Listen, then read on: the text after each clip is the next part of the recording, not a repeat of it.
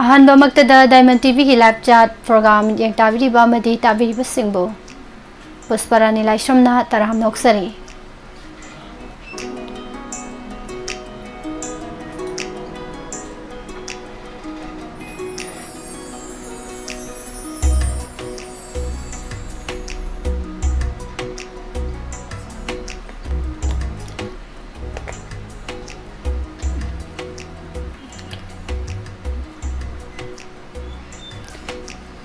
थागतसरी ma'am पुमनमक हौजिक फावबगिदी सै खनबिद्री live से नहान मखैदी मिनिट खरा सोंधरगा दुम हौजबनी दुबो प्रोग्राम अखोगी नुमिदांगी प्रोग्राम दा खरा ngangkhalakpana ningtham thagi matam oirakpana program si chap chana pung ahum dagi hobagi akoida plan leizare duna mayam pung ahum tarakpa ngai biduna isai khanbiu tara phawbagi manung chalhanbiu no nahan makhai dauna pungsing sondhabagi khudong chabadu ma leijadre aduna mayam top 10 gi manung chalhanbiu ibung Somanandra good afternoon ngasidi mayam gi sei oina targe habi thank you ibung Hemba Gurumayum Mikup Sigi Damakla singer Arvin set songa khanbasidi paksa de hariba ibung Hemba da do ahan be sei tamina doini Mikup Sigi Damakla nuksiruba Itchen gawa sunga sidi yam nganki churamba nong sulep krem tawre Gita Devi tang lâu leina theng lak le ai hing ma mai ngang ngoi khan bu sudum ngang ning ba phawi ado haibra su haite awa ba mani masisu Sir Gilbert Sarumpham Devlana sakpa yam phajabei saini nang thoke ningkhai badanan dauba manglan pura sarunu sarunu ningkhai badanan dauba manglan pura sarunu sarunu Mangki daw banung sibahag na thajarunu Ningkhai badanan daw ba manglan pura Sarunu sarunu Wow kuire isay si takidaba Anna thagasari Sir Gilbert sa isima khanbirak pagidamagtasu Taram noksari ibung Hemba Dini Laishram, good afternoon.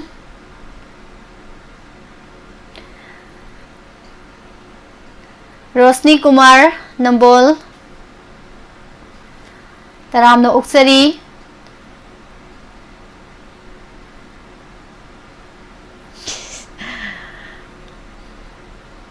Maxon Wangkem, film Thamoy se Nangi Oiradi song Hayu Hayu. Now boy Pusparani ani punan sakmina bani ise Nandini na khalai be sai se ai sai se no madi mate matum music ka hapaga ngang sira ga na sum khalaga leram be sai ne bado yam chana na ise na khalak pai wani da ore ise gi sai se khudo tharam dai doina mate ma dum ngang ge hujiki di ngang roi ge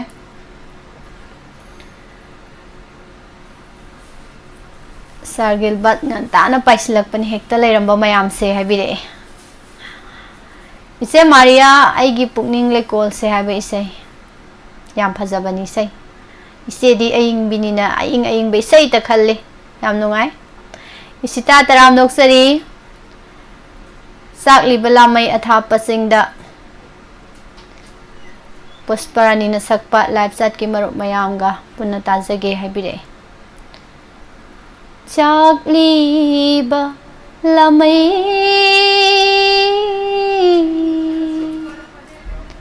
ꯑꯊꯥꯞꯄꯁꯤꯡꯗ ꯃꯨꯠꯆꯈꯤꯅꯤꯀꯣ ꯃꯊꯟꯇ ꯃꯊꯟꯇ ꯑꯍꯤꯡ ꯇꯥꯡꯂꯧ ꯊꯦꯡꯖꯤꯜꯂꯛꯇꯨꯅ ꯅꯣꯡꯗꯣꯟ ꯂꯤꯛꯂꯥ ꯇꯥꯔꯛꯂꯒ ꯏꯁꯩ ꯇꯠꯀꯦ ꯇꯧꯋꯦ ꯂꯣꯏꯁꯤꯜꯍꯧꯔꯒꯦ ꯊꯥꯒꯠꯆꯔꯤ ꯁꯤꯇꯥ ꯏꯁꯩ ꯐꯖꯕ ꯑꯃꯁꯨ ꯈꯟꯕꯤꯔꯛꯑꯦ ꯀꯨꯃꯥꯔꯖꯤꯠ ꯂꯥꯏꯁ꯭ꯔꯝ ꯇꯔꯥꯝ ꯅꯣꯛꯆꯔꯤ ꯒꯨꯗ ꯑꯥꯐꯇꯔꯅꯨꯟ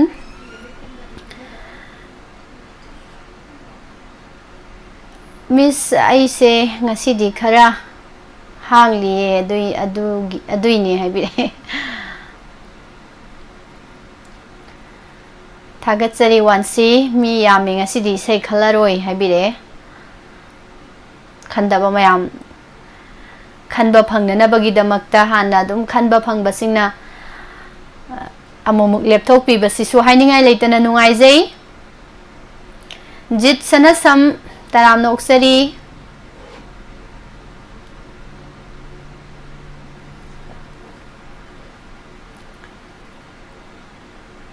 ꯑꯆꯣꯝ ꯂꯤꯟꯊꯣꯏ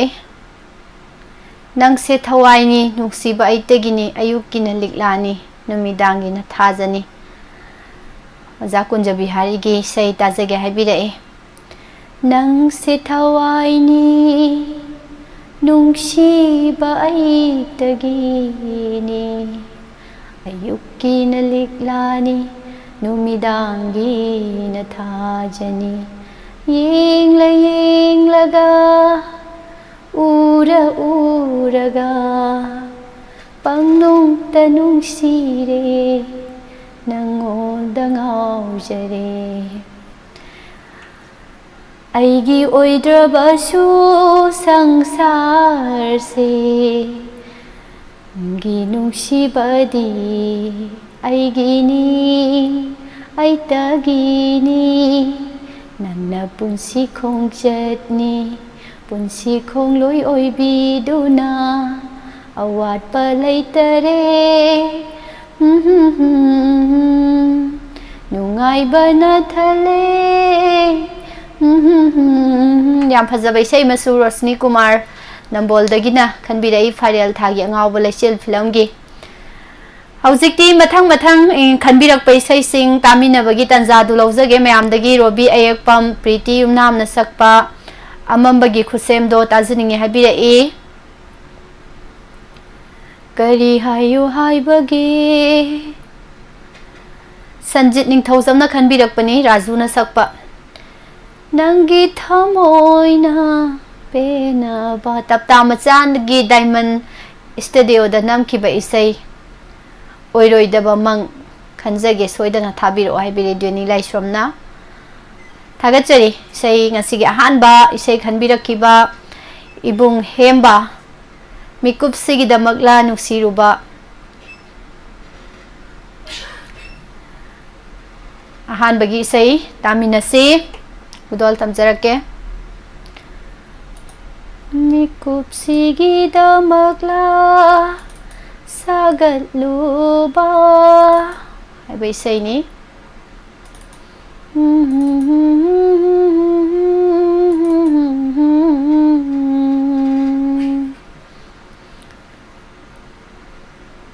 이세이 닝티바 농릭 필름기 이세이 아빈 소이범기 콘잘다 달롬 구루마윰기 마이액다 또니 아하이범나 타와이 하피키베 이세이니 푸나 따미나시 तौबदबु मयाम इसे से खरा तेना तेना थाजगे निंगथम थागी मतम ओरकपना अयुक नुंथेलगी मतम तेंसिलकपना नुमिदांगना सांखिबना मयाम प्रोग्राम गायबदा अवाबा अमा ओइबनिना प्रोग्राम से नंखतबा यादबदगी नंखचरे दुना मतम से याम हेना हप्चबसु याद्रे सही खरा खरा तामिनसी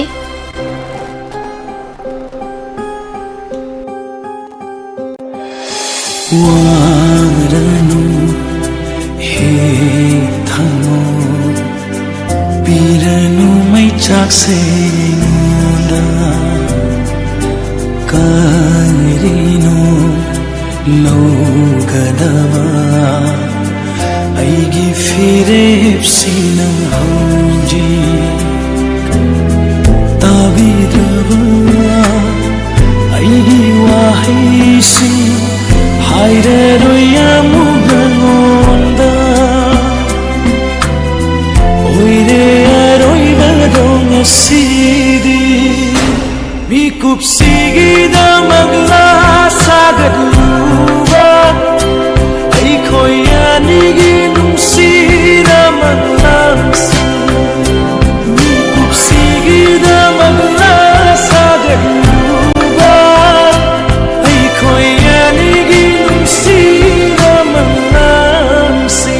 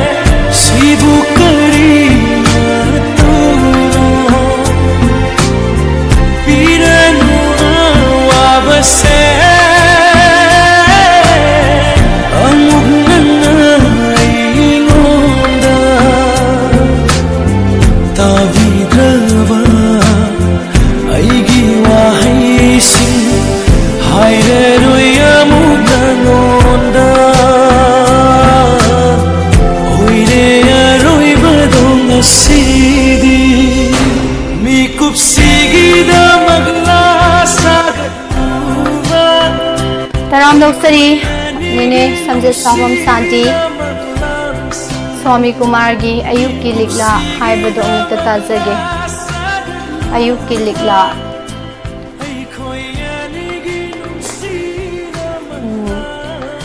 Mama Rani Vla Laisanthem Taram Noksari Ayukki Likla se Laba Ayukki Likla Mari na Tawi say doram daw mali. Inaw Tosom Taram Noksari Bung Bhimsen Sarung Bang Masi se live chat ni Hai Basidi Sungkaw Hek Kauzadaba Adubo first second Sum Taraga Price ka Phangdabasida ay ngasidi isay di pamjaba aduga khanbagi khulong zaba watlaba isil inaw mayamda khulong zaba bijare habire ibong Bhimsen gi thamoi sauthokpa thamoi dugi damakta su awangba thakta ikai khumna bauchari yam nungai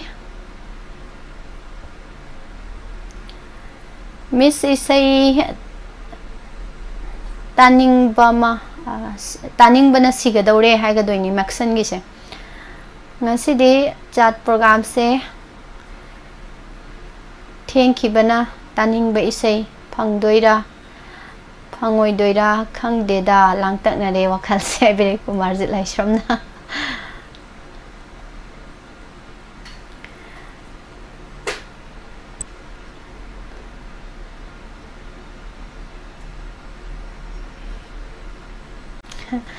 Thagachari isita kaisu kaide ichil inaw oithokpa aigidi yam nungai sitagi comment se urakanda yam nungai ba phauze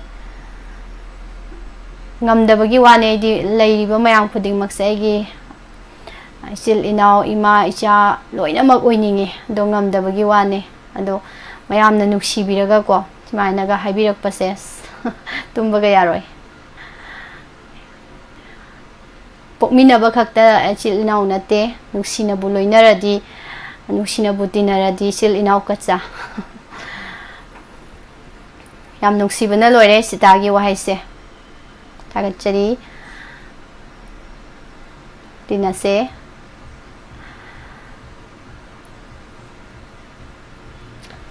Mathagi isay se churamba nung sulip khre habdo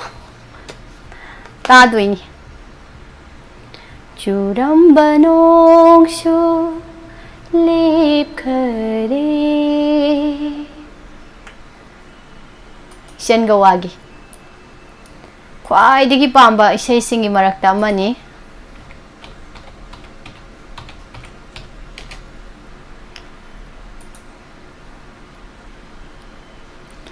ay wakanda di say se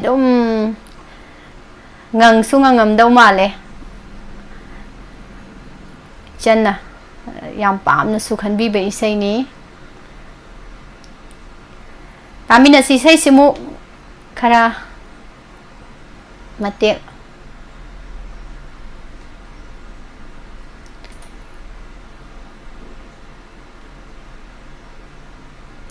top 10 chan bagai di ay nang naba yam kan hona jage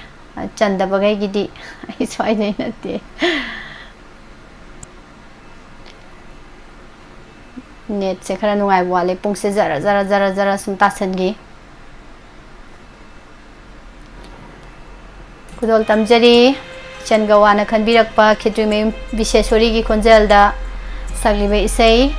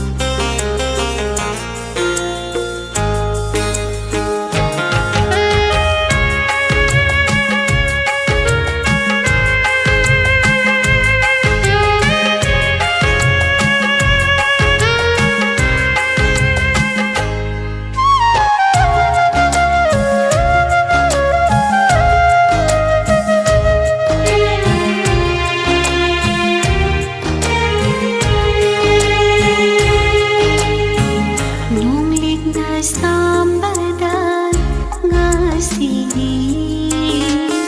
ꯏꯐꯗ ꯐꯖꯔꯦ ꯌꯦꯡꯂꯨ ꯌꯦꯡꯂꯨ ꯈꯨꯗꯤꯡ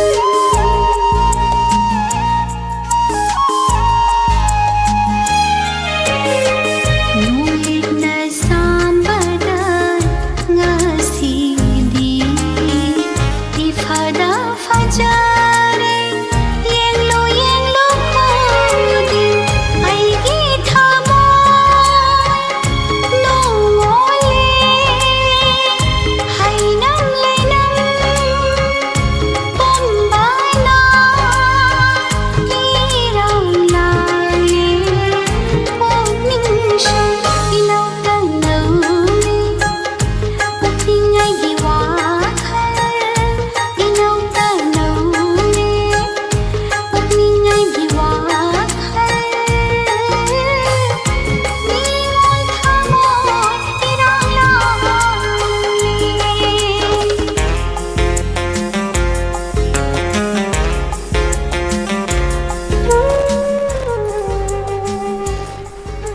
थागतसरी रोशनी Kumar Nambol पाचामा कापीरई programme सिगिदमक्ता याम नुंगाइजै mama सिला Soibam तरामना उक्सरी mama पुखरंबम समा जमुना न सकपा पामजदे अमुबा जासे हाबै से खनबिरई ममाना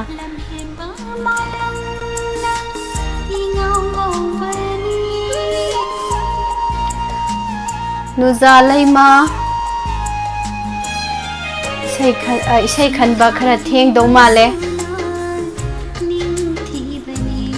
याम इसै आइगी list लौखतपा लैग्रे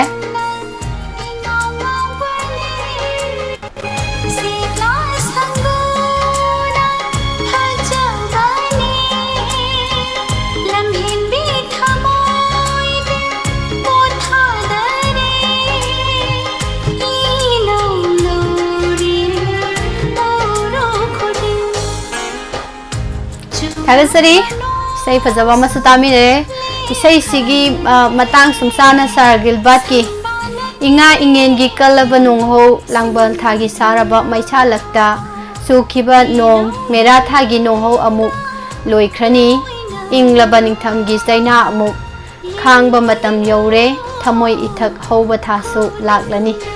वाह वाह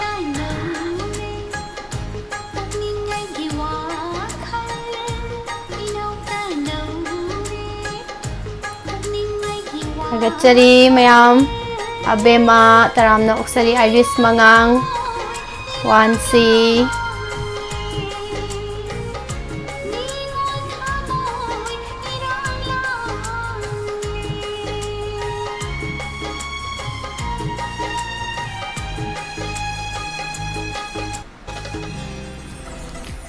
थागतसरी मयाम पुमनमक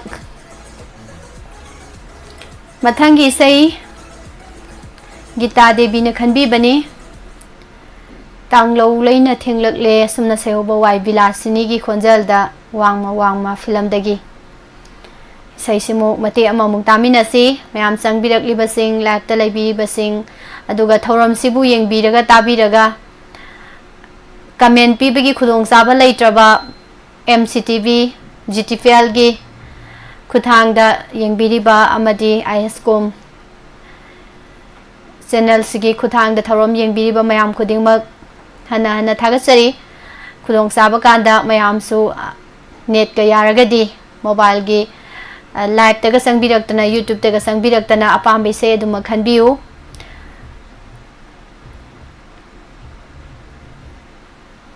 थागतसरी मथंगी इसै अमुक तामिनसी थैंक यू नुजालैमा मयाम गी ओइना तासी खरा थेंखरबनिना को PK गुड आफ्टरनून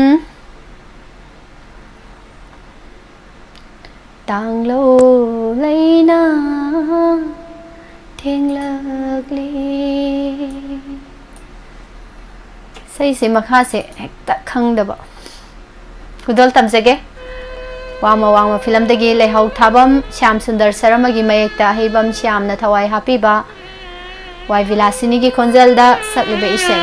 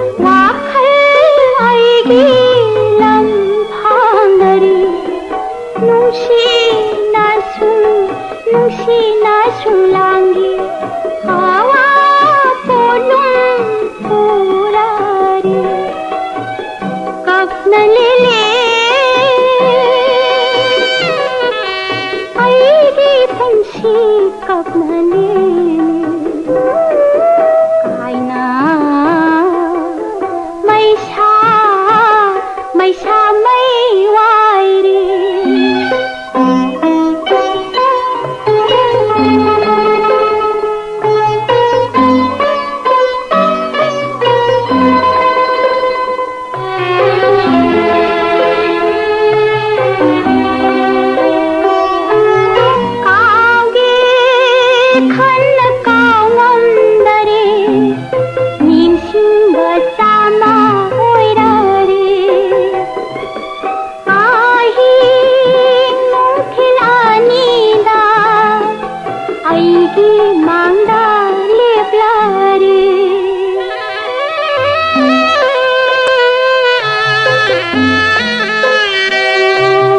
पंथौ सांगाय नंसिदा पांगल सोनबी नुजागी सिंथारी बा मिलु पिरांसे पानु नसुं लांगिनी हमोय नुंसी पाउदं ꯑꯩꯍꯥꯛꯇꯤ ꯑꯅꯧꯕ ꯁꯥꯇ꯭ꯔ ꯑꯣꯏꯖꯔꯤ ꯗꯥꯏꯃꯟ ꯇꯤꯚꯤ ꯆꯦꯅꯦꯜꯗ ꯁꯣꯏꯈꯤ ꯂꯥꯟꯈꯤ ꯌꯥꯎꯔꯕꯁꯨ ꯉꯥꯛꯄꯤ ꯍꯩꯕ ꯍꯩꯕꯤ ꯃꯌꯥꯝꯅ ꯉꯥꯛꯄꯤꯒꯅꯤ ꯍꯥꯏꯕꯤ ꯔꯣꯁꯅꯤ ꯀꯨꯃꯥꯔ ꯅꯝꯕꯣꯜꯅ ꯊꯥꯒꯠꯆꯔꯤ ꯀꯣ ꯄꯤꯀꯦ good afternoon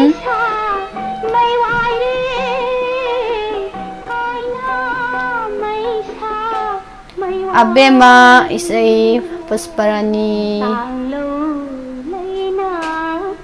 okay ngasi thengida thajanang se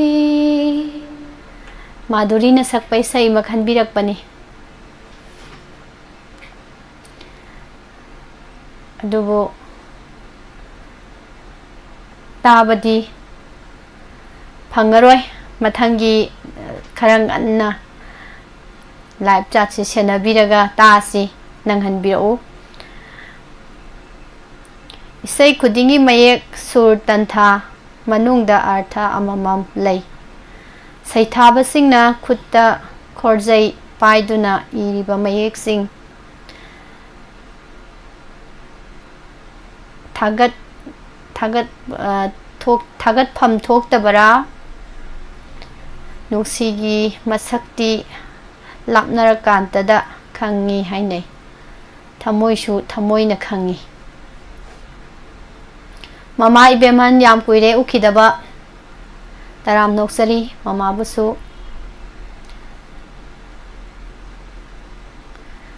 abema isai taba phangaroidra haibire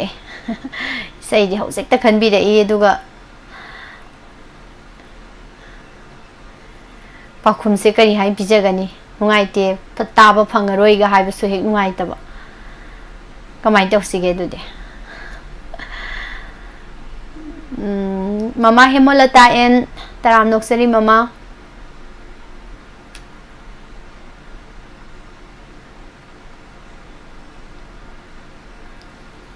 isai ta akhan garga taba phangaroidra na he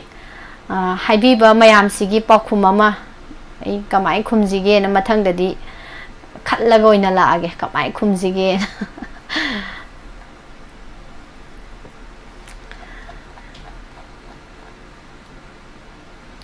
inau taram noksari aigi thamoi aigi isai thabiro now nangdi thamoi kanbini nangdi minung sikhang dabini nanggi thamoi na adumna kalamgani khallude ai kari ira laiduna nangna aibu mirairiba nangna haibata yare khanduna nangna mirairiba natara nangdi thamoi kanbini nangdi minu sikhangdabini haiba isai dilika kaino miss horen aroibada sakpiramo ngasi di thingi da thajanang se tawbodo kaino isai na amana khali saona amana hairaisibo ai isai hoji ekta phadi horen ga ngai da bide hoji ekta sa again na tawbone do phagidre mama bimolata taram noksari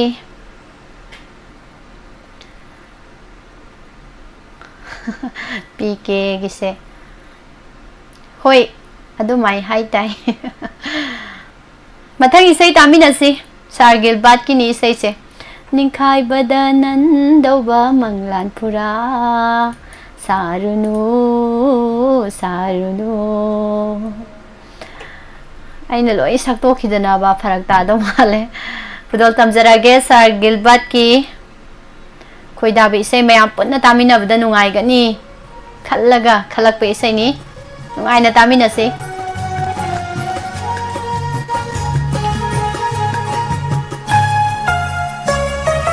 Ningkai bada nandauba manglan pura Sarunu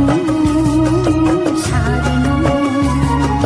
Ningkai bada nandauba manglan pura Sarunu Sarunu Oh Mangki dauba nungsiba Hapna thajarunu Ningkai bada nandauba manglan pura Sarunu Sarunu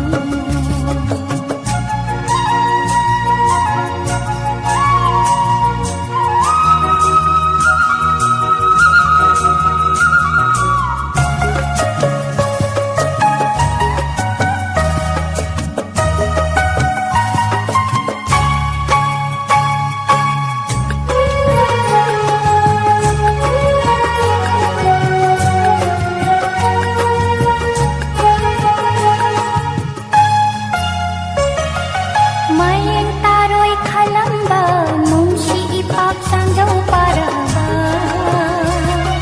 Miko pada kang dulalay kang labu On kido Matang kong loy ithaki irayda Tuksin ting ba udlulu kanada Hangsit na madina talay ni Masin na amuk matang matang Are pado kang bawari tunggi wasu kang bangamdre Ningkai bada nandauba manglan pura Sarunu Sarunu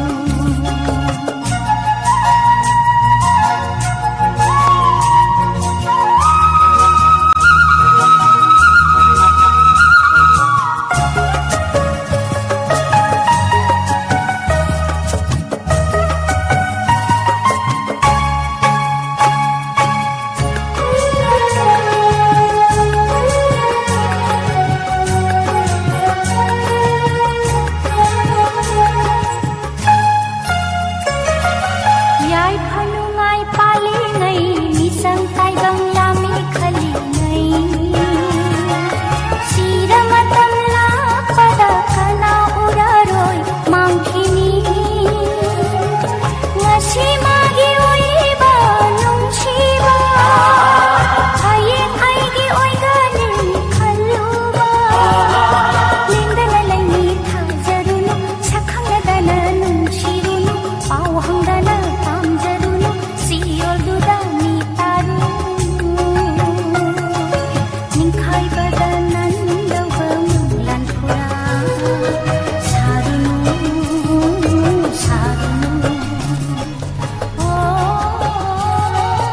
Mangki dauba nungsiba Hapna thajarunu Ko pike isai sida asaga tauba arhemba tadoira khangde laibak siga hai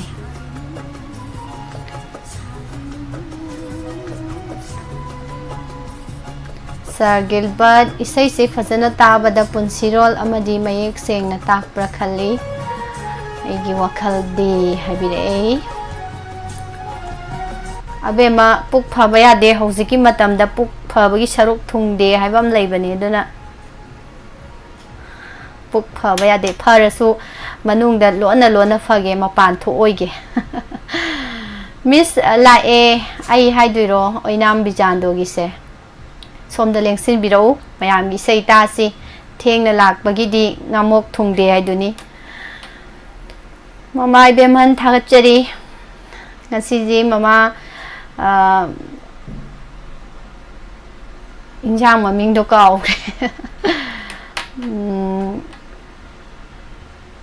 uti susai ꯑꯗꯨꯒ ꯃꯦꯟ ꯑꯣꯏꯅ ꯆꯥꯕꯗꯣ ꯀꯥꯎꯈ꯭ꯔꯦꯕ ꯍꯧꯖꯤꯛꯁꯦ ꯌꯥꯝ ꯍꯥꯎꯅ ꯆꯥꯈꯤꯕꯗꯣ ꯉꯁꯤꯒꯤ ꯃꯣꯔꯣꯛꯁꯨ ꯁꯥꯕ ꯑꯗꯨꯒ ꯍꯥꯎꯁꯨ ꯌꯥꯝ ꯍꯥꯎꯕ ꯀꯥꯡꯁꯨꯅꯦꯕꯀꯣ ꯑꯃ ꯋꯥꯒꯤ ꯋꯥꯇꯣꯟ ꯃꯆꯥ ꯃꯆꯥꯗꯧ ꯇꯧꯕꯗꯣ ꯀꯔꯤ ꯃꯃꯤꯡꯗꯣ ꯀꯥꯎꯈ꯭ꯔꯦ ꯑꯗꯨ ꯃꯌꯥꯝꯅ ꯍꯥꯏꯕꯤꯔꯁꯨ ꯌꯥꯝ ꯅꯨꯡꯉꯥꯏꯅꯤ ꯑꯗꯒꯤ ꯁꯦꯕꯣꯠꯀ ꯑꯗꯨꯒ ꯕꯣꯔꯤꯒ ꯊꯣꯡꯕ ꯆꯥꯈ꯭ꯔꯦ ꯊꯥꯒꯠꯆꯔꯤ ꯃꯃꯥ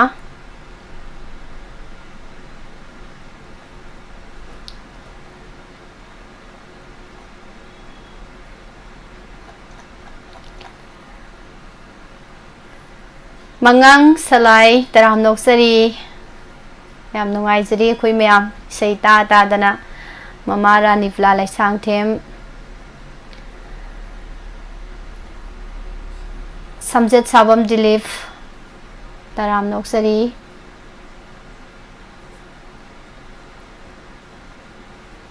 ꯀꯃꯦꯟ ꯑꯃ ꯁꯨꯝ ꯄꯥꯔꯝꯕꯅꯤ ꯑꯗꯨꯒ ꯃꯥꯡꯈ꯭ꯔꯦ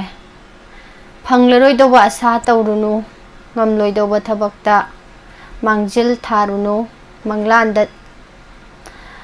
ꯃꯥꯂꯪꯗ ꯇꯦꯟ ꯀꯥꯞꯂꯒ ꯄꯟꯊꯨꯡ ꯌꯧꯔꯣꯏ ꯄꯨꯛꯅꯤꯡꯗ ꯇꯥꯕ ꯃꯃꯤꯗꯤ ꯃꯥꯏꯊꯣꯡꯗ ꯇꯥꯕꯅꯤ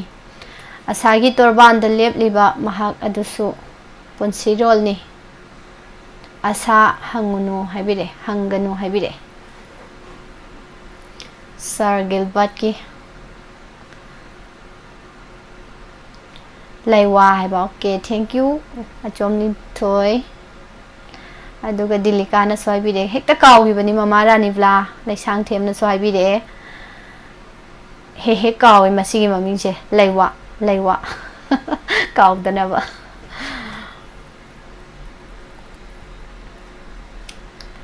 ꯑꯣꯏꯅꯥꯝ ꯕꯤꯆꯥꯟꯗꯣ ꯂꯩꯀꯥꯏ ꯂꯥꯂꯨꯝꯕꯗꯣ ꯇꯥꯖꯒꯦ ꯍꯥꯏꯕꯤꯔꯛꯑꯦ ꯊꯦꯡꯃꯟꯈ꯭ꯔꯦ ꯃꯊꯪꯒꯤ ꯈꯨꯗꯣꯡꯆꯥꯕꯗ ꯇꯥꯃꯤꯟꯅꯁꯤ ꯃꯔꯨꯞ ꯑꯝꯕꯤꯀꯥ ꯉꯁꯤꯗꯤ ꯏꯁꯩ ꯈꯟꯕ ꯅꯪꯍꯧꯗ꯭ꯔꯦ ꯍꯥꯏꯕꯤꯔꯛꯑꯦ ꯃꯔꯨꯞꯅ ꯅꯪꯍꯧꯗꯕꯅ ꯑꯅꯧꯕ ꯃꯌꯥꯝ ꯏꯁꯩ ꯑꯃ ꯇꯥꯕ ꯐꯪꯗꯣꯏꯅꯤ ꯑꯗꯣ ꯅꯪꯍꯧꯗꯕꯒꯤ ꯅꯨꯡꯉꯥꯏꯇꯕꯗꯤ ꯐꯥꯎꯋꯦ ꯑꯗꯣ ꯃꯌꯥꯝꯒꯤ ꯈꯨꯗꯣꯡꯆꯥꯕ ꯑꯃ ꯄꯤꯈꯤꯕꯒꯤꯗꯤ ꯑꯃꯨꯛ ꯅꯨꯡꯉꯥꯏꯕ ꯐꯥꯎꯖꯩ ꯊꯥꯒꯠꯆꯔꯤ ꯄꯨꯡ ꯀꯌꯥꯗ ꯂꯣꯏꯗꯣꯏꯅꯣ ꯍꯪꯕꯤꯔꯦ ꯑꯥꯏꯔꯤꯁ ꯃꯉꯥꯅ ꯄꯨꯡ 4:30 ꯇꯥꯗ꯭ꯔꯤꯉꯩ ꯂꯣꯏꯁꯤꯟꯖꯗꯣꯏꯅꯤ ꯄ꯭ꯔꯣꯒꯥꯝꯁꯦ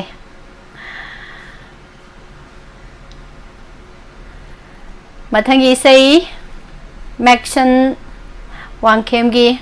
ꯊꯃꯣꯏꯁꯦ ꯅꯪꯒꯤ ꯑꯣꯏꯔꯗꯤ ꯐꯤꯂꯝꯗꯒꯤ ꯍꯥꯏꯌꯨ ꯍꯥꯏꯅ ꯁꯩꯍꯧꯕ ꯅꯥꯎꯕꯣꯏ ꯑꯃꯗꯤ ꯄꯨꯁꯄꯔꯥꯅꯤ ꯑꯅꯤꯒꯤ ꯈꯣꯟꯖꯦꯜꯗ ꯄꯨꯟꯅ ꯁꯛꯃꯤꯟꯅꯕ ꯏꯁꯩꯁꯤꯃꯨꯛ ꯃꯇꯦꯛ ꯑꯃ ꯇꯥꯃꯤꯟꯅꯁꯤ ꯈꯨꯗꯣꯜ ꯇꯝꯖꯔꯤ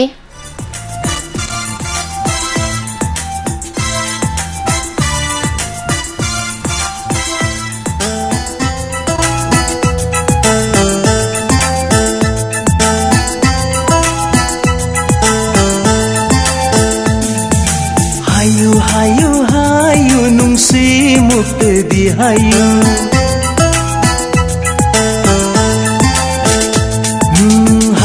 hayu nungsi muktadi hayu nungsi hayu nungsi muktadi hayu ningthirabi maitho tabarabi chinbandai hayu nungsi muktadi hayu nungsi hayu nungsi muktadi hayu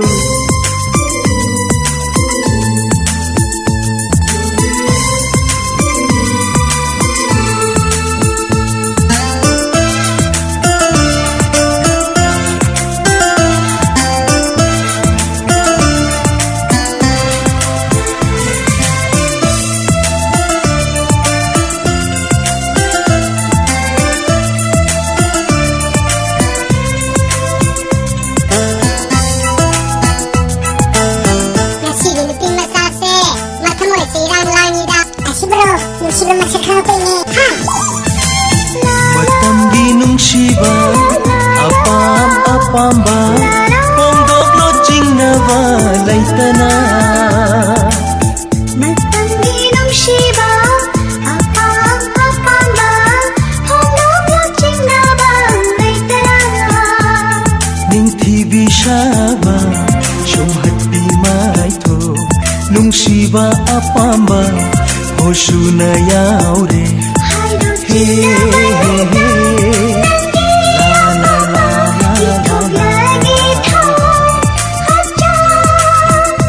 चिन्नवा लैतना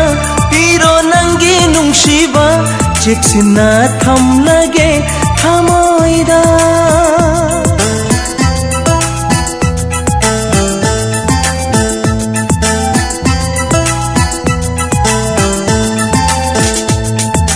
Hayu Hayu Hayu Nungshi मुक्त दी हायु नुंगशी नुंगशी हायु नुंगशी मुक्त हायु तराम नोक्सरी से गंगा रानी याहो ngân से हंदक मरक्ती हाउ याम थेंगिना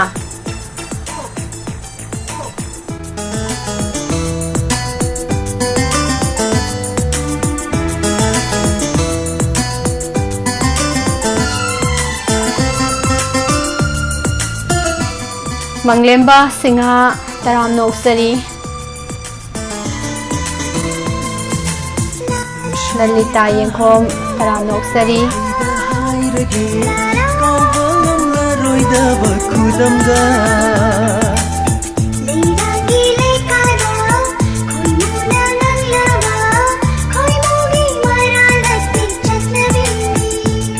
कनागी ओय हनिंदी आइतगी ओय निंगी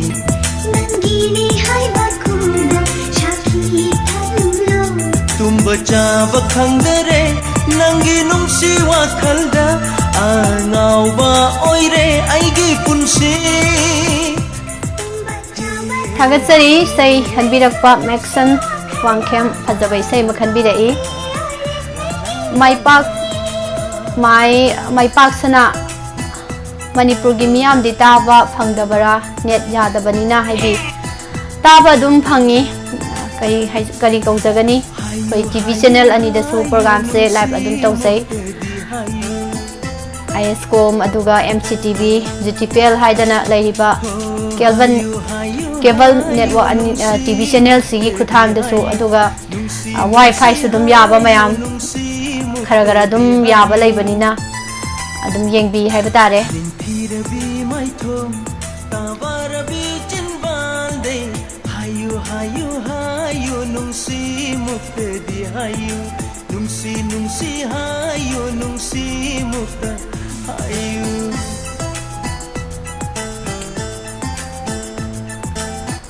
से गंगा रानी थबक याम सिनख्रे हाइदि थबक सिलिसिबुदी फरिनी अदो खोय म्यांगा थेंगनदबगी नुंगाइतबदुमदि लेको अदुना इसे थबक संगा कांदा हुजिक साक फोक जादे हाइबिरे इसे सेदो प्रोग्राम सिगी मयाइना हाइबा तारे साक चाबगा संगदगै याउबिरकपा सिगदमक्ता ननाव नैसेबो हन्ना थागतचरी साक चाबा टाइमिंग अदुम खरा नाइबिउ थागतचरी मथंगी सै इसे नंदिनी खनबे इसैनी अदो इसेगी इसैसे खुदोल तमद्रिङैदा ऐ मतेक मतंग इसैसे ngang हैब्रा येंहौगे ट्रेक थारगा अदुगा इचेगी इसैसे अदुमैना सात लाउना अदुम ऐगी मखा तारकपदा साइगी ऐना फजदना नुक्सीदना ngangai कांदुदा नुक्सीबा खोंजेलदा आरके नदेश्वरीगी खोंजेलदा ऐना तक लाउना थाजल होरदी नुंगाइबदुम ओइरेदना मतेक मसुम येंगाके इसेना खनबिरकपसिगी तंजा लौरगा नुंसीनबा हैरुनु इता हाइबनी सैसे हैते या पोंतेदा नुंसीनबा हैत्रदि नुंसीनबा अमता लैररोइबा मतेम तंग खुदोल तमजरके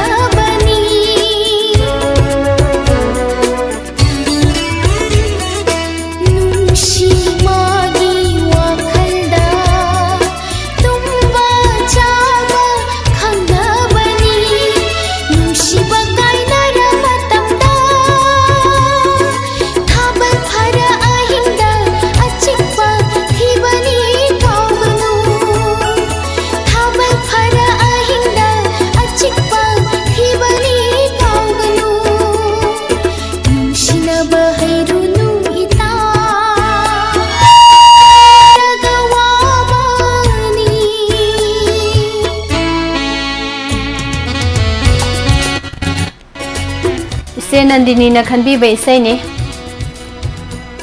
थागतरी मैम याम फजब इसे मा इचे न खनबीरकपगीदमक्ता सु थागतरी से देवजानी कसार यामना कुइरे उखिदबा सोरीफुल तरामना उक्सरी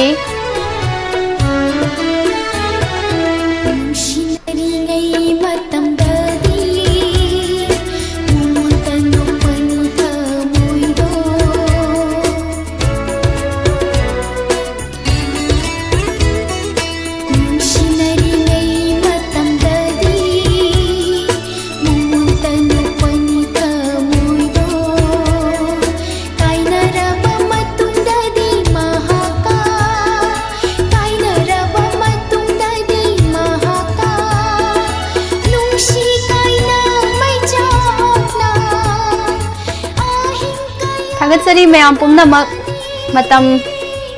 मतम सुम नक्सिलए लोइरमदाइगी नक्सिलकपा लोइसिलकपा हाइबा तारे सारगी मालंगी पोमदा ताउरिबा कोंगोलना मफम खंगदना मांखिबदा कनाना तेंथारुनी थमोय अमना अमबु कायहलमलबदा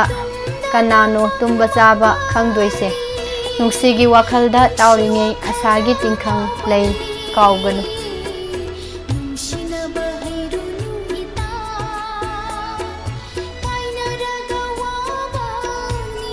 थागतरी मैम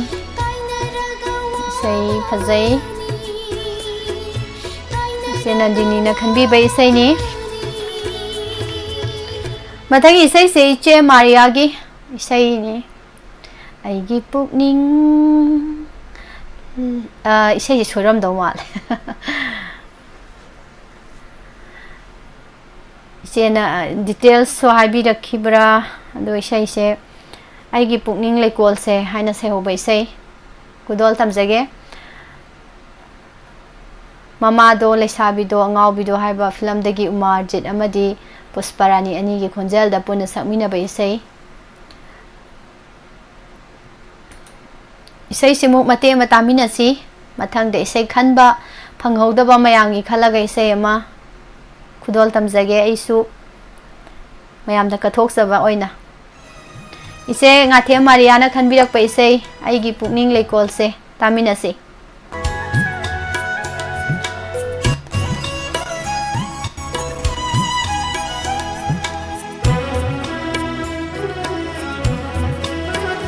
आइगी पुकनिंग लेकोल से मनी मुक्ताना लैरांग ओइना शात लरे येंगलु खुदिंग नंगी शातम आइगी थामोय लायुम से मरुप सा सिन्नबा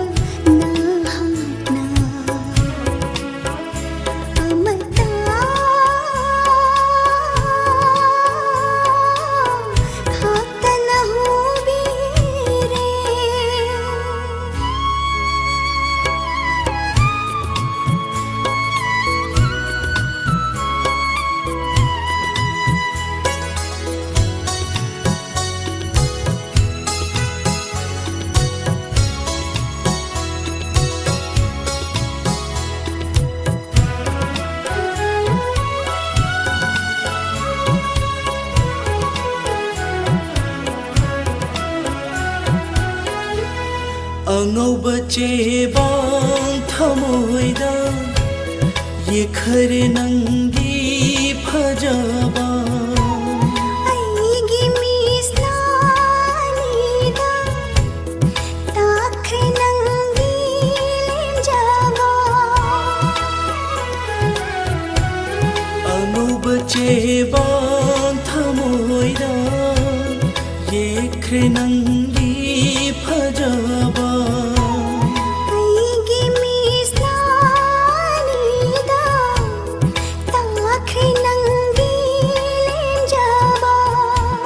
hanglava atiya buingluba nangi shatam थन खरे माली मकोई बायेलुबा पंगलबनंता मंगांगरे अईगी पुकनिंग लैकोशे मनी मुक्ताना लैरांग ओइना शादलरे येंगलु खुदिंग नंगी Satham थामोय लायुंसे मरुप ससिंगबा नाहना अमता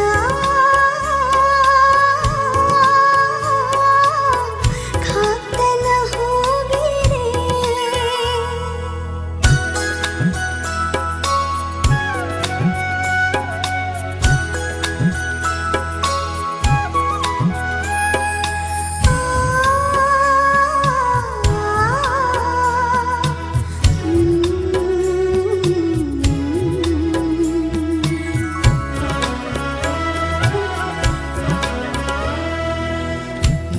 bagi maicha awawa khang bagi pan khai lale do uning bana pamu bishatam do ngai bagi maicha awawa khang bagi pan khai lale do uning bana pamu bishatam do तनिक चै थामोय से ahoy na gana थावल मंगालबु कलक चरुबी निजबा Mangla कायदरा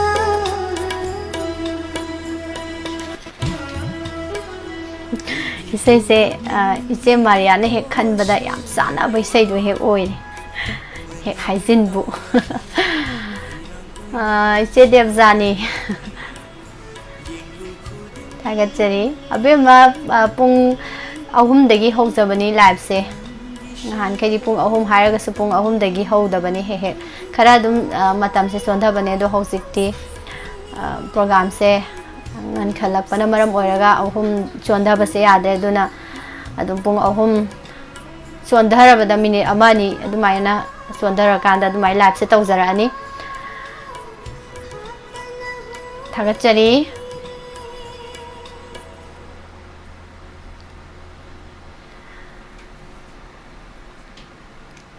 mayam isai ma isai khanba phangdraba mayam खल्लगा सुताबा फंगरोइदबो मयामदा कथोक्सबा इसै मतेंग मतंग सुम तामिनासे आई ngangake इसै से याम नुंगाइते हाइबिले इसै नुंगाइते हाइसे मामा कमाइ थौनो मामा समाना इसै याम नुंगाइते हाइसे हे हाइजिन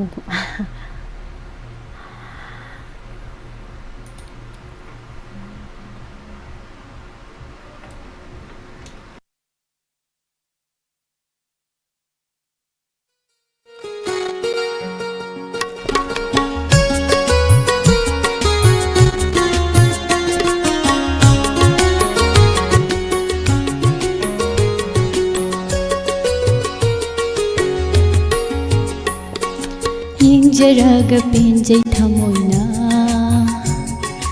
फोंगमद्रबसु वाहैना मिटका जानवा थमोइ माना पामजरुई मिटका जानवा थमोइ माना पामजरुई येंजरगा पेंजै थमोइना फोंगमद्रबसु वाहैना मिटका जानवा थमोइ माना पामजरुई मिटका जानवा थमोइ माना पामजरुई येंजरगा पेंजै थमोइना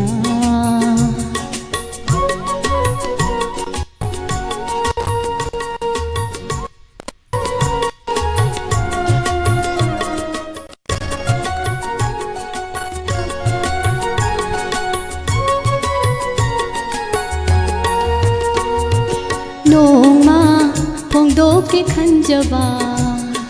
ꯑꯩꯒꯤ ꯊꯃꯣꯏꯗ ꯂꯩꯖꯕ ꯅꯣꯡꯃ ꯐꯣꯡꯗꯣꯛꯀꯦ ꯈꯟꯖꯕ ꯑꯩꯒꯤ ꯊꯃꯣꯏꯗ ꯂꯩꯖꯕ ꯍꯥꯏ ꯉꯝꯗꯅ ꯍꯟꯖꯕ ꯑꯩꯅ ꯍꯥꯏ ꯉꯝꯗꯅ ꯍꯟꯖꯕ ꯑꯩꯅ ꯈꯪꯂꯩꯔꯣꯏ ꯁꯤꯡꯉꯦꯜꯅ ꯍꯛꯇꯤ ꯈꯪꯂꯩꯔꯣꯏ ꯁꯤꯡꯉꯦꯜꯅ ꯍꯛꯇꯤ ꯌꯦꯡꯖꯔꯒ ꯄꯦꯟꯖꯩ ꯊꯃꯣꯏꯅ ꯐꯣꯡꯉꯝꯗ꯭ꯔꯕꯁꯨ ꯋꯥꯍꯩꯅ ꯃꯤꯠꯀ ꯆꯥꯟꯅꯕ ꯊꯃꯣꯏ ꯃꯥꯅ ꯄꯥꯝꯖꯔꯨꯏ ꯃꯤꯠꯀ ꯆꯥꯟꯅꯕ ꯊꯃꯣꯏ ꯃꯥꯅ ꯄꯥꯝꯖꯔꯨꯏ ꯌꯦꯡꯖꯔꯒ ꯄꯦꯟꯖꯩ ꯊꯃꯣꯏꯅ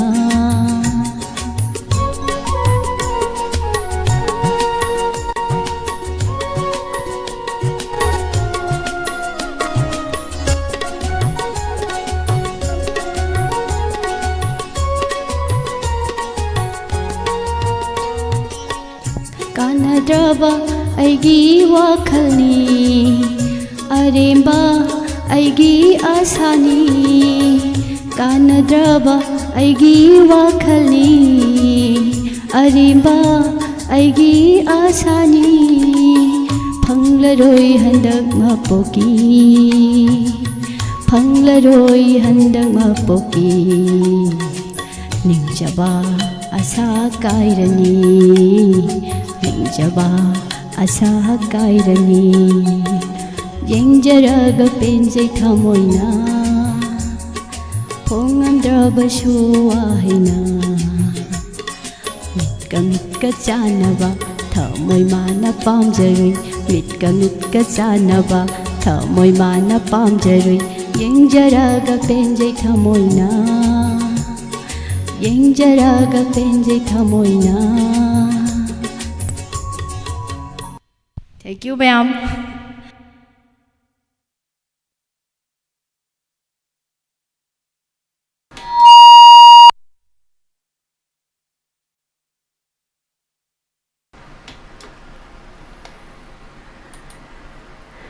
ꯈꯔ ꯁꯨꯝ ꯂꯥꯡꯕ ꯇꯧꯁꯦꯅ ꯇꯧꯕꯅꯦ ꯏꯆꯦ ꯅꯟꯗꯤꯅꯤꯅ ꯏꯁꯩꯁꯦ ꯄꯦꯟꯕꯤꯈ꯭ꯔꯦ ꯏꯆꯦꯒꯤ ꯑꯗꯨꯝ ꯍꯧꯅꯕꯤ ꯑꯗꯨꯝ ꯇꯧꯁꯜꯂꯛꯑꯦ ꯃꯌꯥꯝ ꯂꯥꯏꯚ ꯌꯦꯡꯕ ꯅꯨꯡꯉꯥꯏꯅꯕ ꯑꯗꯨꯒ ꯃꯌꯥꯝꯒꯤ ꯊꯧꯒꯜ ꯇꯧꯖꯔꯤꯕ ꯑꯩꯒꯤꯁꯨ ꯏꯟꯇꯔꯦꯁ ꯍꯥꯞꯄꯤꯕ ꯑꯣꯏꯅ ꯏꯆꯦꯅ ꯂꯨꯄꯥ 1,000 ꯀꯥꯞꯄꯤꯔꯛꯑꯦ ꯌꯥꯝ ꯅꯨꯡꯉꯥꯏꯖꯩ ꯏꯆꯦ ꯍꯟꯅ ꯊꯥꯒꯠꯆꯔꯤ ꯃꯥꯏ ꯄꯥꯛꯄꯗ ꯑꯣꯏꯕꯤꯌꯨ ꯏꯆꯦꯒꯤ ꯄꯨꯟꯁꯤꯗ ꯑꯋꯥꯕ ꯈꯨꯗꯣꯡꯊꯤꯕ ꯍꯥꯏꯕꯗꯣ ꯑꯃꯠꯇ ꯊꯣꯛꯇꯕ ꯑꯣꯏꯁꯅꯨ ꯍꯟꯅ ꯊꯥꯒꯠꯆꯔꯤ ꯏꯆꯦ ꯃꯊꯪꯒꯤ ꯏꯁꯩꯁꯦ ꯏꯁꯤꯇꯥꯅ ꯈꯟꯕꯤꯕꯅꯦ ꯑꯗꯣ ꯆꯥꯛꯂꯤꯕ ꯂꯥꯃꯩ ꯑꯊꯥꯛꯄꯁꯤꯡꯗ ꯏꯁꯩꯁꯦ ꯄꯨꯁꯄꯥꯔꯥꯅꯤꯅ ꯁꯛꯄꯗꯤ ꯑꯣꯔꯤꯖꯤꯅꯦꯜ ꯏꯁꯩ ꯁꯩꯁꯛꯄꯗꯤ ꯅꯠꯇꯦ ꯑꯗꯣ ꯑꯩꯈꯣꯏꯒꯤ ꯂꯥꯏꯚꯇ ꯀꯔꯤꯗ ꯑꯩꯈꯣꯏꯒꯤ ꯁ꯭ꯇꯦꯖꯇ ꯀꯩꯗ ꯁꯛꯄ ꯏꯁꯩꯗꯤ ꯑꯣꯏꯕ ꯑꯗꯣ ꯃꯌꯥꯝ ꯇꯥꯕꯗ ꯈꯖꯤꯛꯇꯪ ꯅꯨꯡꯉꯥꯏꯇꯕ ꯊꯣꯛꯀꯗ꯭ꯔꯗꯤ ꯈꯪꯗꯦ ꯑꯗꯣ ꯄꯨꯁꯄꯥꯔꯥꯅꯤꯒꯤ ꯈꯣꯟꯖꯦꯜꯗꯒꯤ ꯇꯥꯒꯦ ꯍꯥꯏꯕꯤꯔꯛꯄꯅꯤꯅ ꯑꯗꯨꯝ ꯈꯨꯗꯣꯜ ꯇꯝꯖꯔꯛꯀꯦ ꯍꯟꯅ ꯊꯥꯒꯠꯆꯔꯤ ꯉꯁꯤꯒꯤ ꯂꯥꯏꯚꯇ ꯂꯩꯕꯤꯔꯤꯕ ꯃꯌꯥꯝ ꯇꯤꯚꯤ ꯆꯦꯅꯦꯜ ꯑꯅꯤꯗ ꯌꯦꯡꯕꯤꯔꯤꯕ ꯈꯨꯠꯁꯦꯝ ꯔꯦꯗꯤꯑꯣꯗ ꯇꯥꯕꯤꯔꯤꯕꯁꯨ ꯑꯗꯨꯒ ꯌꯨꯇ꯭ꯌꯨꯕ ꯂꯥꯏꯚꯇ ꯂꯩꯕꯤꯔꯤꯕ ꯃꯌꯥꯝꯅ ꯀꯔꯤ ꯈꯜꯂꯤ ꯀꯔꯤ ꯄꯥꯝꯃꯤ ꯀꯃꯦꯟ ꯄꯤꯔꯛꯄꯅ ꯂꯣꯏꯅ ꯎꯖꯕꯅꯤꯅ ꯍꯦꯟꯅ ꯌꯨꯇ꯭ꯌꯨꯕꯇ ꯂꯩꯕꯤꯔꯤꯕ ꯃꯌꯥꯝꯁꯦ ꯄꯟꯖꯕꯅꯤ ꯑꯗꯣ ꯇꯤꯚꯤꯗ ꯌꯦꯡꯕꯤꯔꯤꯕ ꯃꯌꯥꯝꯕꯨꯁꯨ ꯍꯟꯅ ꯏꯀꯥꯏ ꯈꯨꯝꯅꯕ ꯎꯠꯆꯔꯤ ꯏꯁꯩ ꯐꯖꯕ ꯑꯃꯃꯨꯛ ꯇꯥꯊꯣꯛꯁꯤ ꯆꯥꯛꯂꯤꯕ ꯂꯥꯃꯩ ꯑꯊꯥꯞꯄꯁꯤꯡꯗ ꯃꯨꯠꯆꯈꯤꯅꯤ ꯃꯊꯟꯇ ꯑꯁꯦꯡꯕꯅꯤ ꯈꯨꯗꯣꯜ ꯇꯝꯖꯒꯦ ꯁꯤꯇꯥꯅ ꯊꯃꯣꯏ ꯁꯣꯛꯅꯔ ꯊꯃꯣꯏ ꯀꯥꯏꯅꯔ ꯈꯜꯂꯤꯕ ꯏꯁꯩꯁꯦ ꯑꯗꯨꯃꯗꯤ ꯑꯩ ꯈꯪꯗ꯭ꯔꯦ ꯐꯣꯡꯗꯣꯔꯛꯄ꯭ꯔꯥ ꯌꯦꯡꯁꯤ ꯁꯤꯇꯥ ꯃꯁꯥꯅ ꯑꯩꯒꯤꯗꯤ ꯋꯥꯍꯪꯁꯦ ꯍꯪꯈ꯭ꯔꯕꯒꯨꯝꯕꯅꯤ ꯊꯃꯣꯏ ꯁꯣꯛꯅ ꯈꯟꯕꯤꯔꯤꯔꯥ ꯅꯠꯇ꯭ꯔꯒ ꯌꯥꯝ ꯆꯥꯛꯅ ꯈꯟꯕꯤꯔꯤꯔꯥ ꯍꯥꯏꯕ ꯋꯥꯍꯪꯁꯤꯃꯒ ꯂꯣꯏꯅꯅ ꯏꯁꯩ ꯈꯨꯗꯣꯜ ꯇꯝꯖꯔꯦ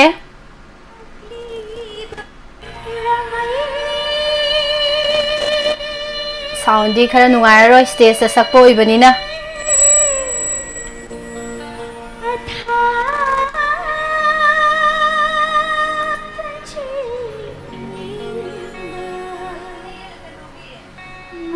चखिनीको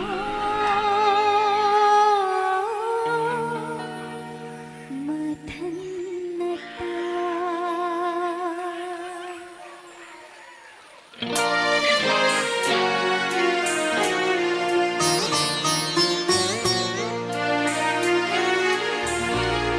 Chakli बलमै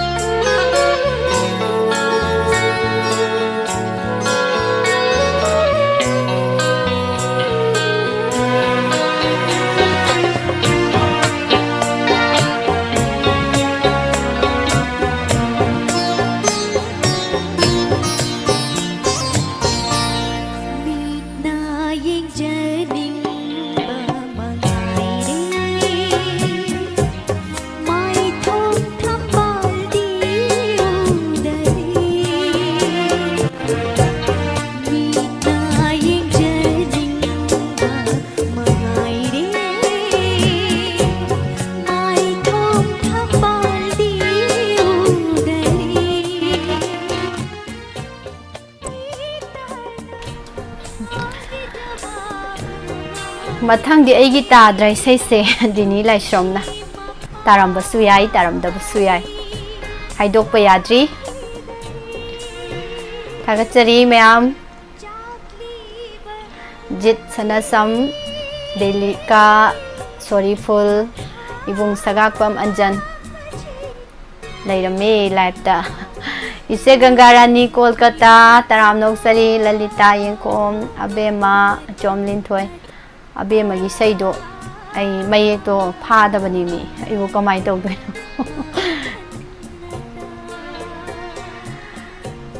โกปีเกบอบบี้ฮาวมอิเจมาริยาเจเดบจานีไอริสมังงังมามารานิบลาไลซังเทม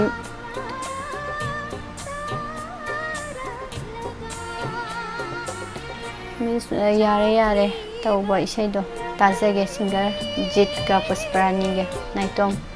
คอนเจลนี่ปุสปรานีเกนายตอมคอนเจลนี่มันถูกปนิดาไอ้บุษไฟจะกินได้เตดาทำมวยสุกนะสุกายนะเป็นแต่บุษลอยนะสุเรให้สนิสิตากิใส่เสกขลักปะดะไม่เป็นมาท่องนวารามกันนี่ดาถ้าเกิดจะดีมาทั้งกิใส่เสดินีไลฟ์สตรีมกินี่ตับตามมาซานะสักปะโอ้ยโดยดูว่ามังใส่สิดีวิดีโอนึงหักตั้งมาเตะมายังถกสิดานส์ก็สุยามยาวเพราะขนมโตนี่คุณดอลตำเจรเกมาตำสุยามเลยรักเตยใส่อมาวัดลีโลขโตวะตามินาร์ซีตับตามมาซากียังมินาร์ซีโอ้ยโดยดูว่ามัง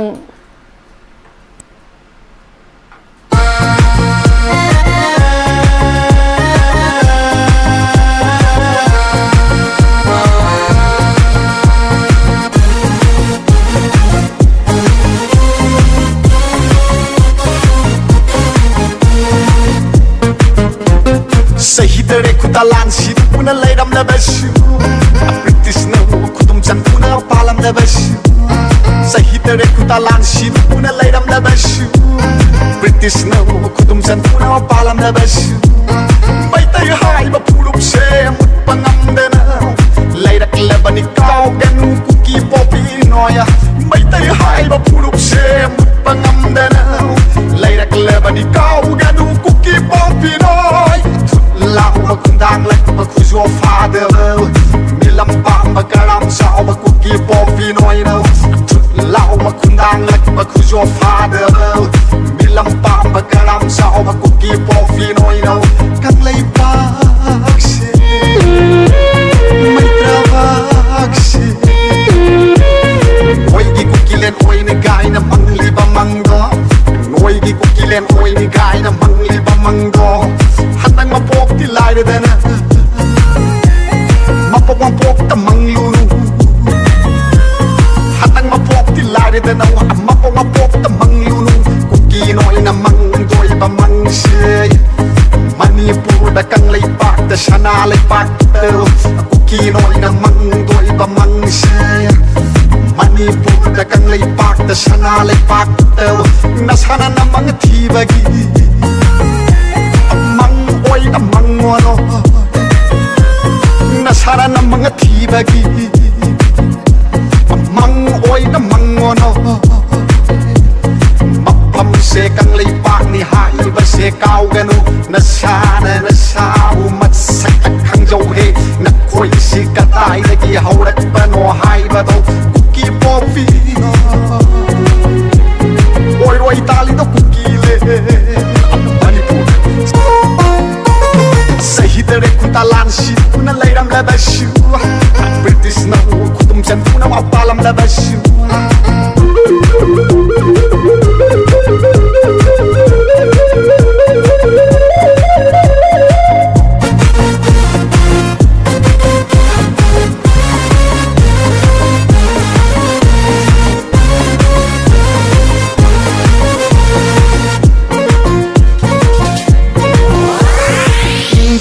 Sarkar Wai ki mission da le pena India sarkar Wai ki mission da le pena Mai dai tum na halega Mai dai apu pa muthat lega Mai dai tum na halega Mai dai apu pa muthat lega Manipur se noi gi kuki le na oleni Apanggal wakal do thado Manipur sen oya giya kukile na oleni Apanggal apippa wakal do thado Bak me dolan sawe Ning khai rekta na nangjani 사베도 khai đất nâng deni kỳ nuôi là tôi đi balaa kan tôi liệp hậu đó đâu mani pu đã nuôi bị sang đã phàm đây đã nuôi đâu aku kỳ biết thì bông bị tâm bal sa nuôi bôi lan bị nè ba mấy tay nuôi sa yam lấy hai bát cao ga đủ aku nè mấy tay đã sang dâu thế kỳ ai phơ ôi ni aku kỳ nói aku nè mấy tay nè ôi ya nè bỏ hoạt nè oi ni aku kinoi saksa khana ba hoda kanwa thebo tap thebo no yama thina phani noi bom no mai kap sin de khana ba hoda sia mam pham len oi ban ta kari suka na roi aku ki minu khang no aku ki pu khatta no aku ki minu khang no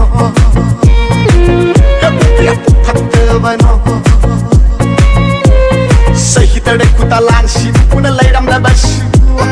British no kutum chan puna palam la basu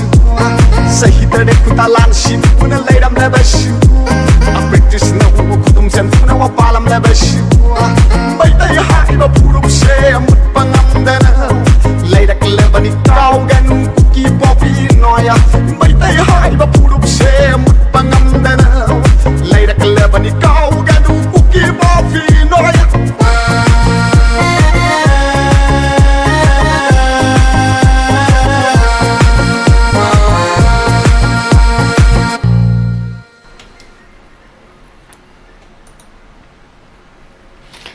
Dini laisrom na khanbirak pa isay ni tapta masagi tami nakre yeng minakre mayam tabag yeng baga pulli dakti PK Health taram na uksari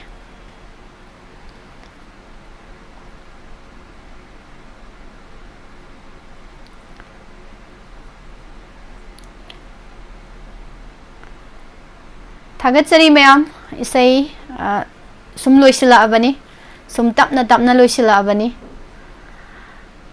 Madam Prabhabati Likmabam taram na uksari Mama Hemolata en tapta masay isay siyang phazay habi arang bi isay siyang pamjay hai Iris Mangang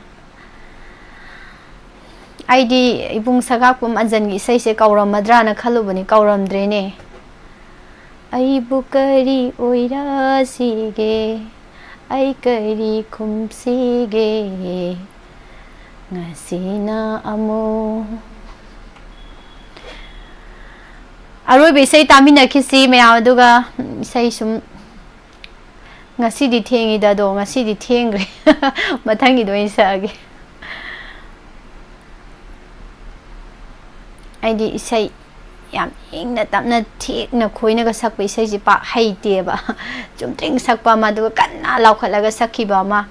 asimai to isai makhan ji oina sakpa haijai ba do thik tana naudana ingna tapna ga ne laiga ko andana sakpa isai do haijada bane ba do haitrasu haitana mathang da di soidana saksage ba ngasi ji thengi da thajanang se do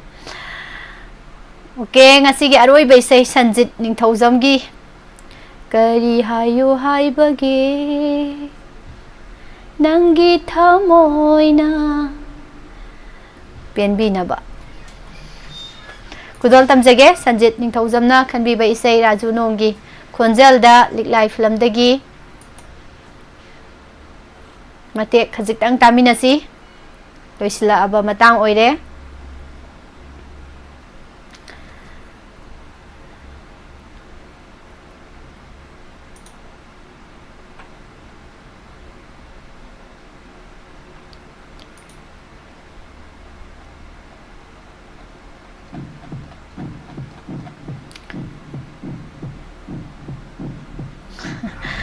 Se Gangarani gi mingla sargil bana Gangapati na thonbiri se yam phajai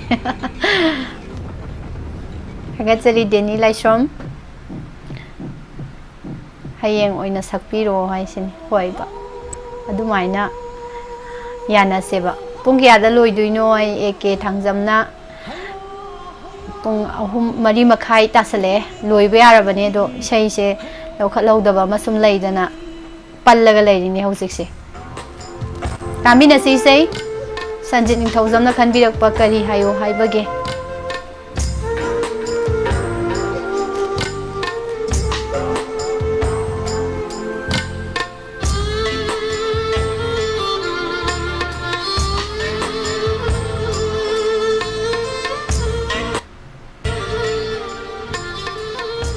Kari hayu hai bage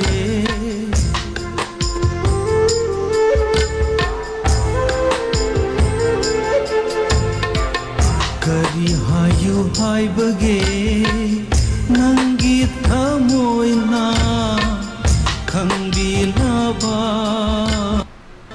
Machnai raba Nangi thamoy Suhankhide machu amatang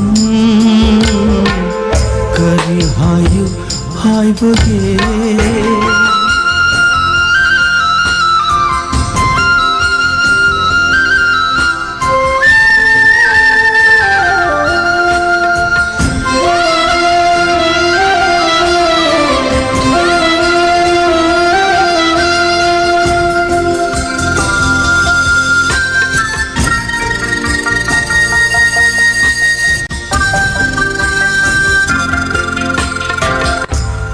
Ngamkhide nangi nungsiba pothadraba hukning nadi langtakna tuna lairi ngamkhide nangi nungsiba pothadraba Pukning nadi langtak na tuna lairi Maktraba aigi thamoy ni Nangbu nungsiduna ta lairiba Kari hayu hai bage Kari hayu hai bage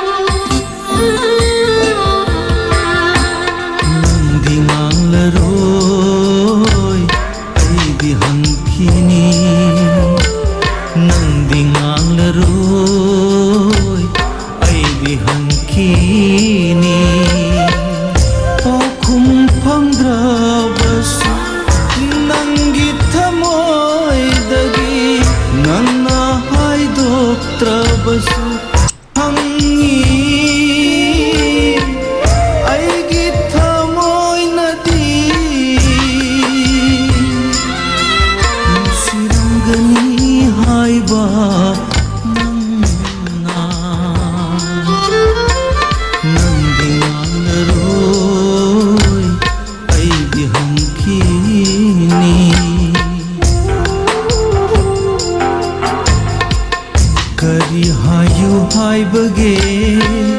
Kari hayu hai bage Nangi thamoy na Khangbi laba Machunai raba Nangi thamoy duna Suhankhide aigi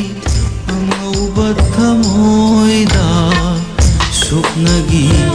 machu amatang Kari hayu hai bage Kari hayu hai bage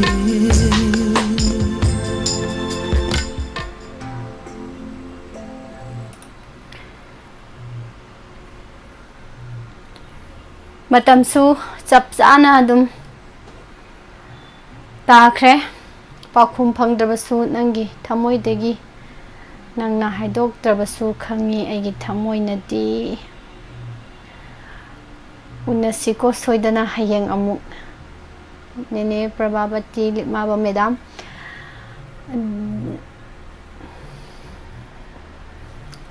ꯊꯥꯒꯠꯆꯔꯤ ꯇꯝꯐꯥ ꯗꯦꯕꯤ ꯂꯣꯏꯁꯤꯜꯂꯛꯄꯗ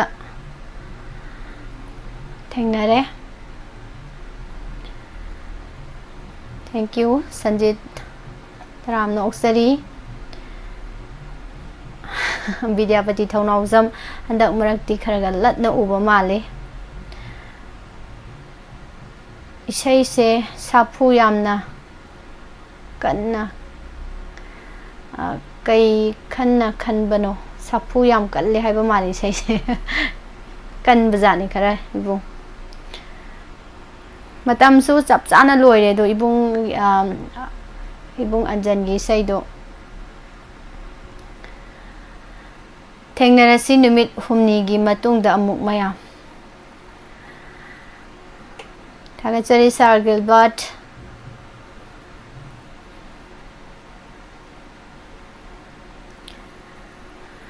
ꯏꯕꯨꯡ ꯁꯒꯥꯛꯄꯝ ꯑꯟꯖꯟꯒꯤ ꯏꯅꯥꯛꯇꯗ ꯂꯩꯍꯟꯅꯤꯡꯉꯤ ꯃꯇꯦꯛ ꯑꯃꯈꯛ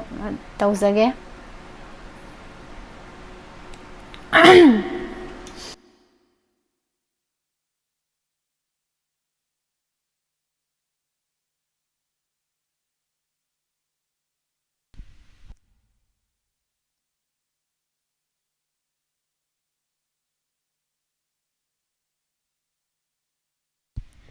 ꯏꯅꯥꯛꯇꯗ ꯂꯩꯍꯟꯅꯤꯡꯉꯤ ꯅꯨꯡꯁꯤꯕ ꯅꯪꯕꯨ emit ꯄꯦꯟꯅ ꯌꯦꯡꯖꯅꯤꯡꯉꯤ ꯅꯨꯡꯁꯤꯕ ꯁꯛꯇꯝ ꯂꯦꯞꯂꯔꯣ ꯃꯤꯠꯃꯥꯡꯁꯤꯗ ꯌꯦꯡꯂꯒꯦ 이밋 빼나 눅시바수 해락래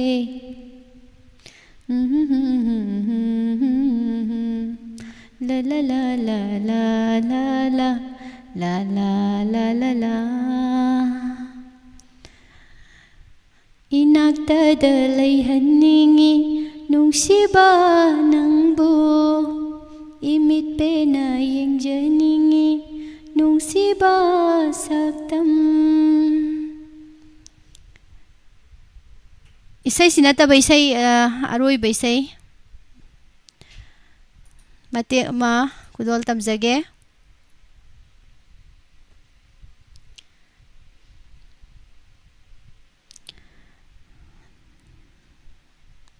ꯃꯃꯥ ꯑꯣꯏꯕꯤ ꯃꯌꯥꯝꯗ ꯗꯦꯗꯤꯀꯦꯠ ꯇꯧꯖꯕ ꯏꯁꯩ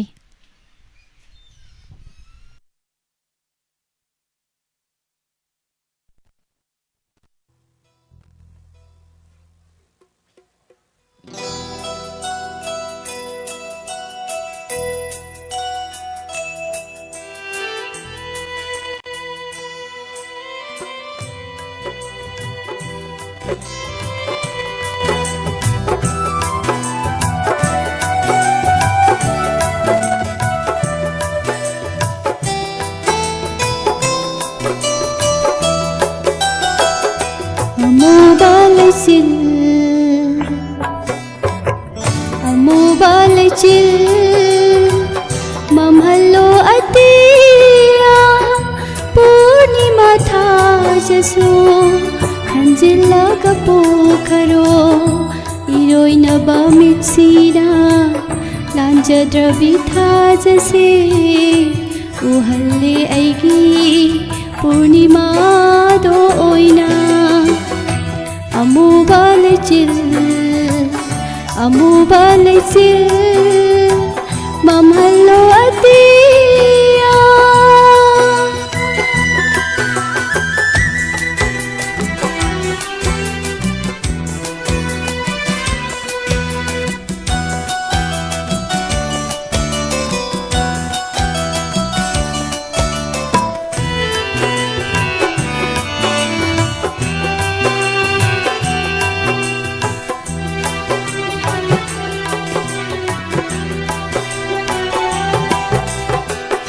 ꯅꯤꯡꯁꯤꯡꯗꯨꯅꯇ ꯂꯩꯔꯕ ꯅꯣꯀꯟꯕꯤ ꯁꯤꯝꯕꯥꯜꯅ ꯁꯥꯎꯗꯅꯕ ꯆꯩꯔꯝꯕ ꯃꯥꯒꯤ ꯑꯔꯣꯏꯕ ꯄꯥꯎꯈꯨꯝꯅꯤ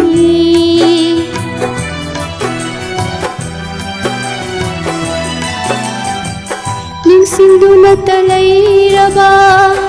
ꯅꯣꯀꯟꯕꯤ ꯁꯤꯝꯕꯥꯜꯅ ꯁꯥꯎꯗꯅꯕ ꯆꯩꯔꯝꯕ ꯃꯥꯒꯤ ꯑꯔꯣꯏꯕ ꯄꯥꯎꯈꯨꯝꯅꯤ ꯑꯣꯏꯅꯔꯤꯅꯤ ꯈꯜꯂꯨꯕꯅ ꯀꯌꯥꯔꯛ ꯀꯞꯈꯤꯕ ꯑꯣꯏꯅꯔꯤꯅꯤ ꯈꯜꯂꯨꯕꯅ ꯀꯌꯥꯔꯛ ꯀꯞꯈꯤꯕ ꯄꯥꯝꯖꯔꯨꯕꯩ ꯋꯥꯕꯗꯣ ꯅꯤꯡꯁꯤꯡꯕꯗ ꯀꯞꯍꯜꯂꯤ ꯄꯥꯝꯖꯔꯨꯕꯩ ꯋꯥꯕꯗꯣ ꯅꯤꯡꯁꯤꯡꯕꯗ ꯀꯞꯍꯜꯂꯤ ꯑꯃꯨꯕ ꯂꯩꯆꯤꯜ ꯑꯃꯨꯕ ꯂꯩꯆꯤꯜ ꯃꯝꯍꯜꯂꯣ ꯑꯇꯤꯌꯥ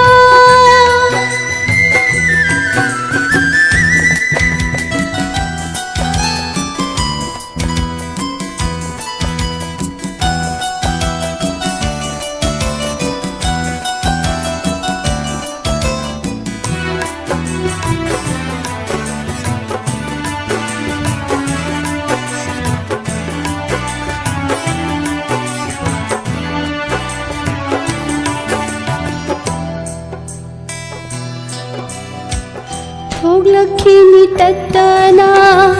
पूर्णिमा थाजदी थोगलखिनी तत्तना पूर्णिमा थाजदी उरुरग खोइशांगै मिमानबी पूर्णिमा उरुरग खोइशांगै मिमानबी पूर्णिमा नुंसिबा नंताननी lalaliba aishibu nungsiba nangtanani lalaliba aishibu pugningi wakase tabigani kanana pugningi wakase tabigani kanana amuba lechil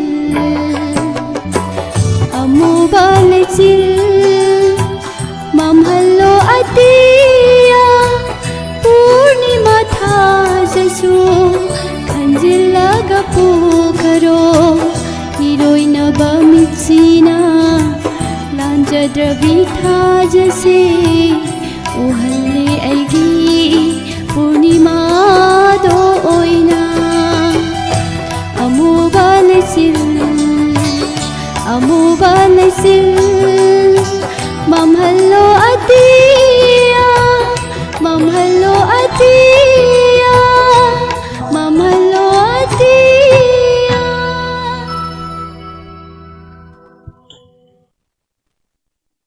थागतचरी ma'am सैसे लोइसलकपदा मते अमसु मैम खुदोल तमजरे मैम लाइव ता लेबीबा ममागुम लबी मैम मैम दा डेडिकेट तौजब इसैनी ममा खोइनदी याम पामगदब इसैनी खंजरगा इन चूज तौजबनी थागतचरी ngasiगidi रोबी एकपम मिसना तोपगी ओइना थाबिरे स्क्रीन दा लेजबदुनी को रोबी एकपम गिदुना मखादा अदोमगी मोबाइल ददी लेरंबसु याइबदुगा खोइगी स्क्रीन ददी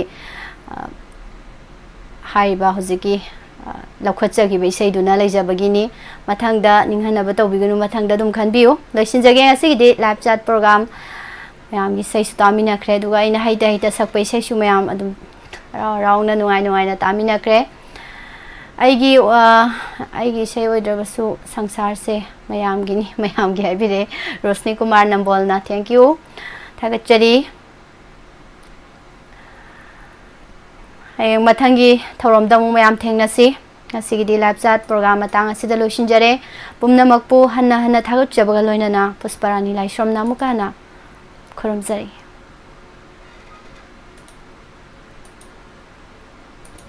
याइफबी आई केयर की सही मरी सुबगी एनिवर्सरी लापग लोइनना मियाम गिदमत ऑफर फीजरी मिड लाइंग बगी ओपीडी फ्री ओइजगनी अमदी फ्रेम दा 50% अमदी लेंस दा 30% की खुदोंग चाबा पीजरी लोइनना याइफवी आई केयर की ब्रांचिंग याइफवी आई केयर खांगबोक बाजार ऑपोजिट SBI ATM अनि सुबदा याइफवी आई केयर लमसांग बाजार अहुम सुबदा सुर hospital काक्सिंग लमखाई branch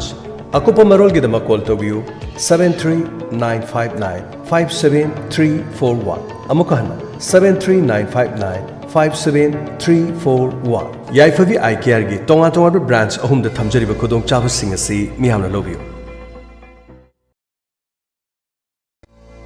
Admission Hangdukchari Royal School of Nursing Wangwal Thoubal District Manipur affiliated to Manipur Nursing Council Government of Manipur recognized by Indian Nursing Council New Delhi Chahi ohum gi nupa amasung nupi gi GNM gi direct admission gi dama khudong chaba pijari eligibility 10+2 in any stream with 45% minimum and maximum age 17 years and 35 years age on 31st December 2023 session lagliba October 2023 dagi haujaragani akangnaba seat masing khara khaktan application form phangbigadaba mafam sing Royal School of Nursing Wangwal IRDEO office Wangwal last date of admission 31st October 2023 akopa marol gidama 9366841509 amukahana 9366841509 ngasi mo unabiu tanabiu Royal School of Nursing Wangwal Thoubal District